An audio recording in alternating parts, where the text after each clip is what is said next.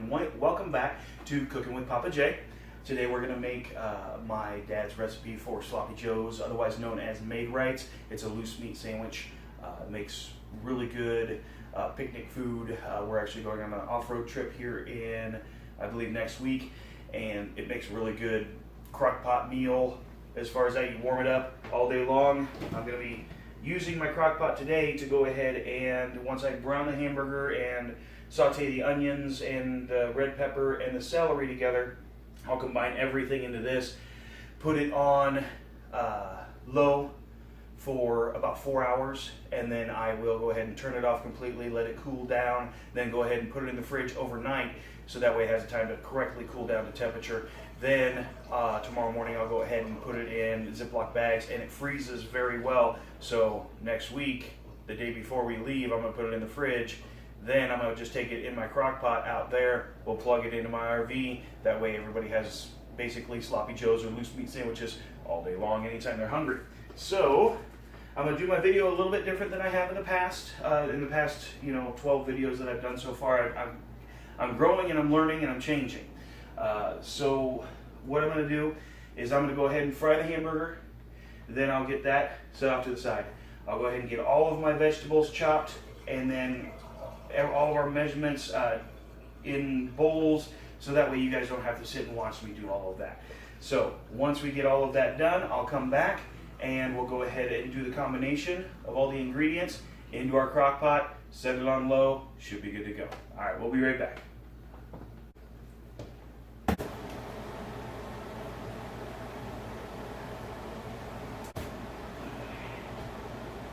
Didn't work too bad. Let's see if we can get it magically in our bowl.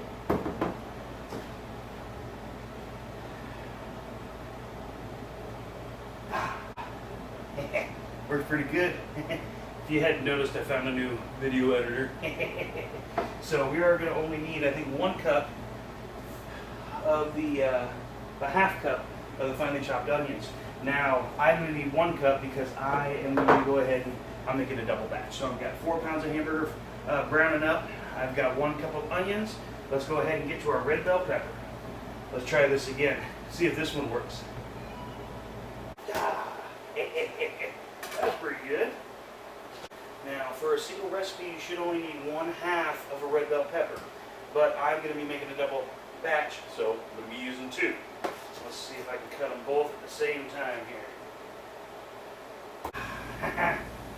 Got it. First try. I'm sorry. A little corny, I know. Alright, so we are going to need the whole 1 red bell pepper for my double batch. Once again, you're only going to need 1/2 of a red bell pepper if you're making a single batch. But I suggest making a double batch just because, like I said, it freezes well. You can have 1 for dinner, and then you can have 1 in the freezer. So if you need a quick meal, like I said, I don't suggest defrosting in the microwave, but if you've got to, you got to. So I'm going to get cleaned up here real quick so we can do our celery. Alright, so now we're going to need celery. Now we're going to need actually quite a bit of this celery. We're going to need 1 whole cup of the celery for a single batch, 2 cups for the double batch. So let me give our hamburger a quick stir, and it's almost done, almost ready to go. Alright, so as soon as we get that done, we'll go ahead and throw our vegetables in, and we're going to saute those, and I believe, what is that, in 2 tablespoons of butter. So we're going to do, for a double batch, we're going to do 4 tablespoons of butter. We're going to kind of saute those in. So let's try the video editor one more time. Let's clean it up first. Got a little bit of dirt from the celery on here. Alright. So once again, we're going to need, for our double batch, 2 cups of celery. Let's see if we can do this. Let's see how this works, huh? Alright, well, that worked pretty good. I hope you guys are enjoying this. I'm having a lot of fun with this. Alright, so what we've got over here is our hamburger did get done. So let's go ahead and put it in a strainer. And we will Once again, like I said, guys, I put my colanders over a bowl in order to catch the grease, just because I don't want to put it down my drains. So we'll get the 4 pounds of hamburger into here. We'll give it a quick wipe out. We'll get 4 tablespoons of butter, get that melted, then we'll throw all of our veggies into the pot, and we'll get sauteing on those. So we'll be right back. All right, I found butter. So we're gonna go ahead and do four tablespoons of butter. We're gonna go ahead and get this melted down over medium-high heat. Then what we'll do, once that gets melted, we'll go ahead and throw our onions, red bell pepper, and our celery into the pot. We'll be right back. All right, guys, and we're back. Now, the butter is melted, so we are going to go ahead and throw in our onion, celery, and our red bell pepper. Okay, now remember, I cut up the whole red bell pepper because I'm doubling up the batch because it only calls for 1/2. All right, so we're going to go into our melted butter with that. Then I did go ahead and measure out the celery, and I did put 2 cups in there. I put the rest in there for my wife's salad. She likes celery on her salad. So we'll do celery, 2 cups. It only calls for 1 cup, but I'm doubling once again. And then 1 cup of onions, 1/2 cup of the original recipe. We're doubling it up, 1 cup for the onions. Now what we're going to do is we're going to go ahead and saute these on medium-high heat. If it seems to be a little hot for you, turn it down just a little bit. But we want to just make all of the veggies in here real soft. So I always go ahead and put a cover on it, wait till I hear a good fry going, and then I'll start stirring and saute those.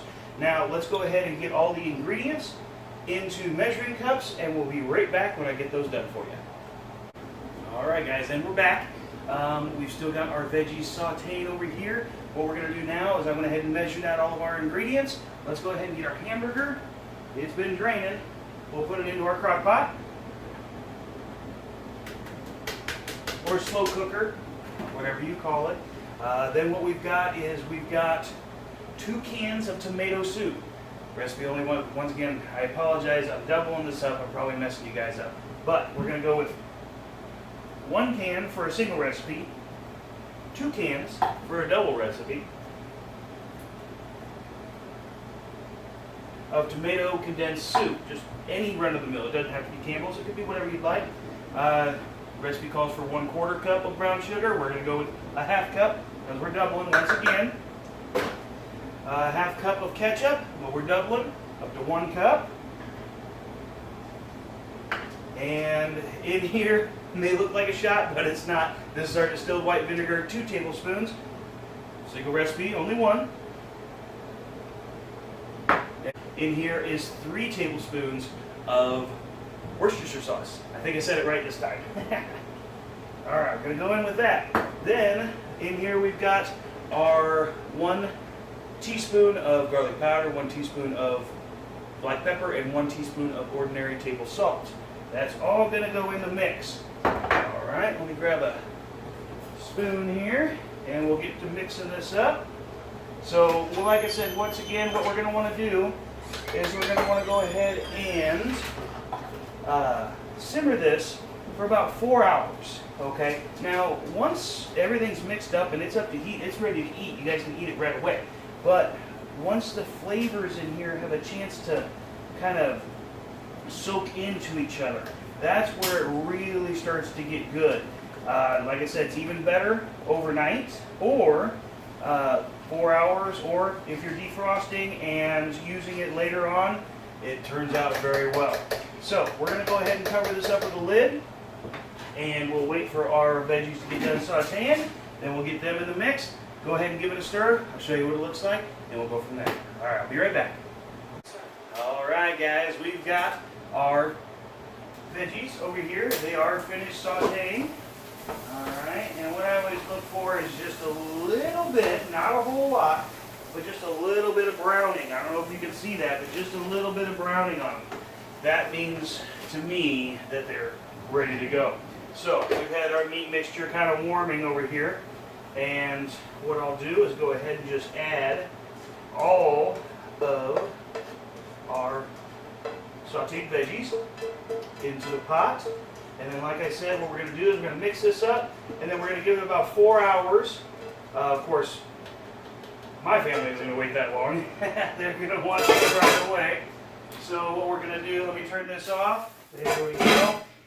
We're going to go ahead and get this all mixed up. Alright guys, we've been on low for probably a good hour or so. And as you can see here, we've got a little bit of bubbling happening. That's what we're kind of looking for. And I'm probably going to turn this down to medium. I apologize if I'm talking a little loud there. But I am getting hungry. So let's go ahead and get this onto a bun. And I just so happen to have a bun right here. So once again, ladies and gentlemen, this was my dad's Sloppy Joe recipe, or Made-rites, depending on where you grow up.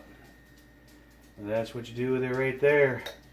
And trust me, she's awful sloppy. So I hope you guys enjoyed the video. Let me know if you like it, and have a good night.